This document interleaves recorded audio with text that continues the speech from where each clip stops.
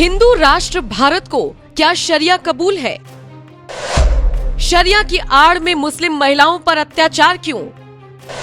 मुसलमान शरिया फॉलो करेंगे या फिर संविधान?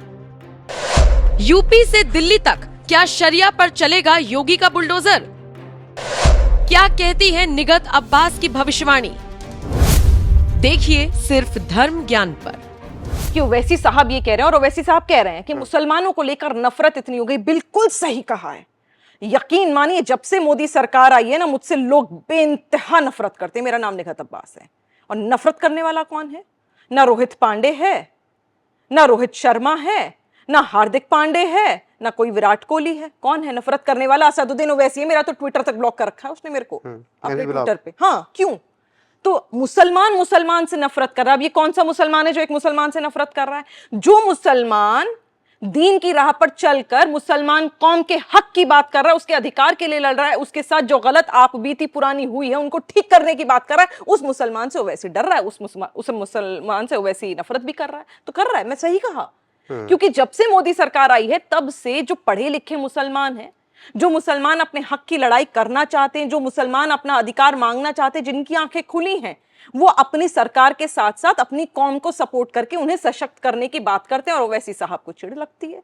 तो बिल्कुल सही कहा, बिल्कुल सही कहते हैं। मुसलमान के खिलाफ नफरत पनप रही है, पर अपनी ही कौम में पनप रही है। आप महज एग्जाम्पल ले लो, मैं तो बहुत छोटी हूँ, छोटी सी पार्टी की कार्यकर्ता हूँ और छोटी सी आप जैसे लोग हमें प्यार दे देते हैं। मेरे सोशल मीडिया पे चले जाओ, मेरे सोशल मीडिया पे कोई भी वीडियो या ट्वीट उठा लो, उस वीडियो या ट्वीट पे अधिकतर कमेंट करने वाले जो मुझे गालियां दे रहे हैं, मुझ पर नफरत बरसा रहे हैं, वो मेरी कौम के हैं। तो बिल्कुल सही कह रहे हो वैसे साहब, पढ़ नहीं पा रहे हैं आप। पांडे जी आप पढ़ लेते, उनकी बिटवीन द लाइंस की नफरत, बिल्कुल झूठ नहीं बोलते। देखो मैं मानूंगी नहीं ओवैसी साहब झूठ बोलते, बिल्कुल सही कहते हैं। वो सही कह रहे हैं कि नफरत पनप रही है, मुसलमानों के खिलाफ पनप रही है। आप ही लोग कर रहे हैं, आप ही लोग बोल रहे हैं और ये कह रहे हैं कि मुसलमानों के लिए नफरत पनप रही है। अरे भैया आपने तो कर रखी है। बचपन से लेकर आज तक एक औरत से, मुसलमान औरत से आप नफरत करते हो। मैं वही तो छाती पीट कर लगातार कहती हूं, मुसलमान आपके लिए, मुसलमान औरत आपके लिए औरत नहीं है, आपके लिए मशीन है जिसको आप इस्तेमाल करते हो बच्चे पैदा करने के लिए और दिन में खाना बनवाने के लिए। 4-4 बीवियां, एक से शीर खुरमा बनवाएंगे, एक से बिरयानी बनवाएंगे, एक से कोरमा बनवाएंगे और एक से मटन बनवाएंगे और शादी कर लेंगे 4-4 और बहुत अपने आप को बहुत रईस समझेंगे। तो ये नफरत मैं बताती हूँ। नफरत सुनो, भी बहुत आपसे नफरत इसीलिए तो है, आप इतना बेबाकी से बोल रहे हैं। मैं कह रही हूँ, मैं तो कह रही हूँ, मैं क्योंकि अधिकार के लिए बात कर रही हूँ ना, क्योंकि मैंने ये बता दिया, मैंने इनका भांडा फोड़ दिया कि अगर हिंदू बेटी भारत में, उसका हक ये है कि मैं 18 साल तक तो कम से कम पढ़ाई कर सकती हूँ, उसके बाद मेरे माता पिता शादी करा देंगे, क्योंकि सरकार ने एक तय कर रखी है 18 साल की लीगल एज। लेकिन आपने तो 3 साल का मुसलमान बेटी का हक तक मार लिया। आप कह रहे हो 15 साल में प्यूबर्टी आ जाती, कराओ उसके पीले हाथ। आपने मेरा हक मारा। वहां आप मुसलमान औरत से नफरत करते हो। आप वहां नफरत करते हो जहां मेरी बेटी हिंदू बहन को इतना हक है कि उसकी जो संपत्ति है वो अपने पिता की संपत्ति में 50% हक मांग सकती है। मेरा हक क्या है मेरे पिता की संपत्ति में? मेरे भाई का भी आधा %। मेरे भाई की अगर 50% है तो मेरा 25% है, 1/4। क्यों? मेरे में और मेरी हिंदू बहन में क्या अंतर है? खाना तो वो भी भारत का ही खाती है, मैं भी भारत का ही खाती हूँ। तो हिंदुस्तान में ही रहकर मुसलमान औरत से आप नफरत करते हो, मुसलमान कौम से आप नफरत करते हो, आप इस्तेमाल करते हो अपनी राजनीति के लिए। आपने मशीन बना रखा है मुसलमान औरत को, पर अब नहीं बनेगी। मैं बनना नहीं चाहती और मेरी जैसी कई बहनें, मुसलमान बहनें जो मशीन नहीं बनना चाहती, जो औरतें औरत रहना चाहती हैं। अगर हम अपने अधिकार और हक के लिए लड़ लेते हैं तो गर्दन जिबा कर देंगे, आपकी गर्दन काट देंगे, आपको गोली मार देंगे, धमकी आ जाती। पढ़ लो, मैं तो खुला कह रही हूं। वही तो कह रहे हैं, निगहत और नाजिया अगर इस तरीके से बोलना शुरू करेंगे तो उनको धमकियां मिलेंगी। बिल्कुल मिलेंगी और मिलती है भैया। मैं तो कह रही हूँ सोशल मीडिया पे उठा के देख लो, मैं तो बहुत छोटी चीज हूँ। सोशल मीडिया पे मैं तो जो कह रही हूँ वो मेरे पास एविडेंस है। आप जाकर पढ़ो मेरे ट्वीट। महिलाओं के लिए सोच फिर कहां से है कि मतलब ओवैसी साहब इतने समझदार व्यक्ति हैं, जो पुराने कौम के लोग अपने आप को, तमाम ऐसे मौलाना, तमाम वैसे साहब इतने समझदार व्यक्ति हैं, बाहर से पढ़कर, विदेश से पढ़कर आए हैं, अपने आप को बैरिस्टर बताते हैं, लॉ के इतने समझदार हैं, एडवोकेट हैं, इतने बड़े ओहदे पर हैं, उसके बावजूद अगर वो ऐसी जाहिलों वाली बातें कर सकते हैं, तो जो लोग एक मदरसे में बैठकर लोगों को गलत सीख दे रहे हैं वो तो सिखाएंगे ना भैया। क्योंकि मुसलमान औरत आगे बढ़ जाएगी तो इनकी दुकानें बंद हो जाएंगी। आज अगर मैं ये कह रही हूं कि मेरा पति 4 नहीं सिर्फ 1 शादी करेगा, दूसरी शादी अगर करेगा तो या तो सलाख होके पीछे होगा, या मैं तलाक लूंगी तब करेगा, या मैं मर जाऊंगी तब करेगा। तब तो हक है, जैसे हिंदू भाइयों को है। तो मुझे बताओ, अगर आज मैं अपने हक की लड़ाई कर रही हूं तो आपको दिक्कत क्या है? ना ये सिर्फ अपनी बीवियों से नफरत नहीं करते, ये अपनी माताओं से, अपनी बहनों से, अपनी बेटियों से भी नफरत करते हैं। क्योंकि अगर अपने घर की किसी भी औरत से ये प्यार करते ना, तो इस प्रकार की नाजायज बातों को ये बढ़ावा नहीं देते। ये लोग आज नहीं, बहुत अरसे से इस प्रकार की, जो मैं कहूंगी तकियानुसी बातें हैं, जो छोटी बातें हैं, जो गिरगिट जैसी हरकतें ये करते आ रहे हैं। और सबसे बड़ा दुख क्या है, देखिए पांडे जी, क्या होता है ना, उसे तो आप जगाओगे जो सो रहा है, जिसे नींद आ रही है, जो वाकई नींद के नशे में जो सो रहा है, तो आप उसे 1 बार उठाइएगा, 10 बार, तीसरी बार आप झटका दीजिएगा कि जाइए उठिए। पर जो आंखें बंद करके नाटक कर रहा है सोने का, उसको कैसे उठाइएगा? 100 बार हिला लीजिए, वो जगेगा ही नहीं, वो तो नाटक कर रहा है, उसे तो सोने का नाटक करना ही है। एक कमी है, बहुत बड़ी बात बोलूंगी, और ये रियलिटी है, और ये बड़ा फोकस करके आप अपनी वीडियो में दिखाइएगा, क्योंकि मेरी बहनों को सुनने की जरूरत है।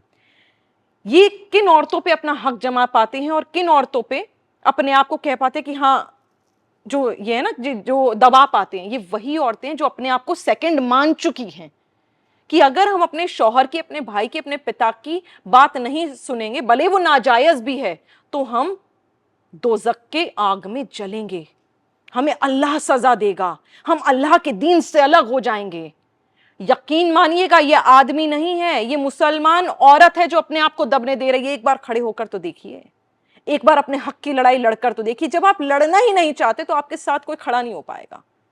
आज कोर्ट ने कहा है कि आपको गुजारा भत्ता लेने का अधिकार है, जैसे कि हिंदू बहनों को, वैसे ही मुसलमान बहनों को भी अपना गुजारा भत्ता लेने का अधिकार है। ये आपकी मर्जी है कि आपको गुजारा भत्ता लेना है कॉन्स्टिट्यूशन के हिसाब से, मतलब इंडियन लॉ के हिसाब से, या आपको शरिया के हिसाब से। ये आपका डिसीजन होगा, होल एंड सोल आप डिसीजन मेकर हैं। यहां पर औरतें कह रही हैं नहीं जी, कुछ औरतें हैं ऐसी, मुसलमान मेरी बहनें हैं जो बेचारी ना समझ है, पढ़ी लिखी नहीं है, उस माहौल से आती हैं कि उन्हें लगता है कि पति के खिलाफ चले जाएंगे, भले नाजायज बात भी हो, लेकिन तो भी अगर चले जाएंगे तो दोज़ख की आग में जलेंगे, और अल्लाह हमें पता नहीं कितना बुरा कर देगा हमारे साथ। मतलब मेरा अल्लाह इतना छोटा है क्या? वो आज खड़े होकर ये कह रही हैं कि हाँ जी, मेरा हक है, मेरा कानून है, मेरी कौम है, मेरा इस्लाम है, इससे बढ़िया तो कहीं औरतों को हक ही नहीं मिला, तो तुम कैसे, सुप्रीम कोर्ट इसमें इंटरवीन कर रहा है? वो ये कह रही हैं शरिया लॉ में हिजाब पहनना या ना पहनना ये औरत का राइट है। जब आपको ये राइट मिल रहा है कि आप चूज कर सकते हो, तो ये राइट भी ले लो ना कि गुजारा भत्ता आपको मिलेगा या नहीं मिलेगा।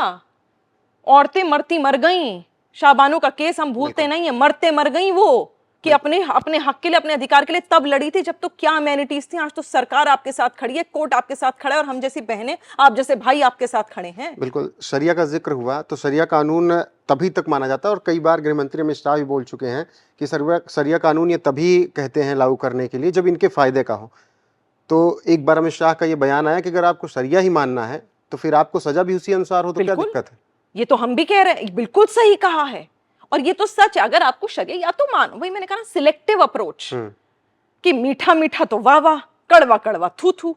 अब भैया 4 शादियां तो तुम्हें मीठी लग रही है, क्योंकि 4 तरह के पकवान मिल रहे हैं, 4 तरह की बीवियां मिल रही हैं, 4 तरह से अलग अलग एंजॉयमेंट मिल रही है, तो वो तो बड़ा मजा, मीठा मीठा है जी, खा लो गप गप करके। और जब आपको ये पता चलता है कि नहीं जी, अगर चोरी कर ली या कोई क्राइम कर लिया तो हाथ काट दिए जाएंगे, या बीच चौराहे में खड़ा करके और कोड़े बरसाए जाएंगे, तो आपको लग रहा है जी कड़वा कड़वा, यहाँ तो शरिया लॉ चलेगा नहीं।